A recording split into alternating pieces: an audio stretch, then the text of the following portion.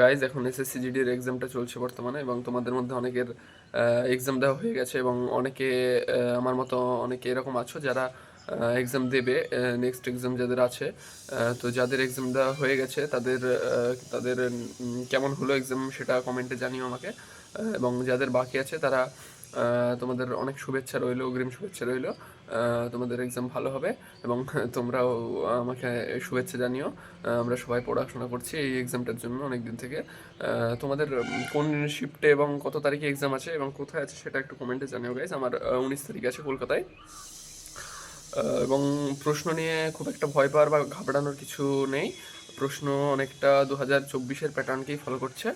Calculative math পেয়ে যাবে 2 থেকে 3টে, এবং তোমরা যদি বলো জিকের কথা তাহলে কারেন্ট অ্যাফেয়ার্স, তো তোমরা 3টে পেয়ে যাবে, কোনো কোনো সেটে কিন্তু 4টেও থাকছে গাইজ।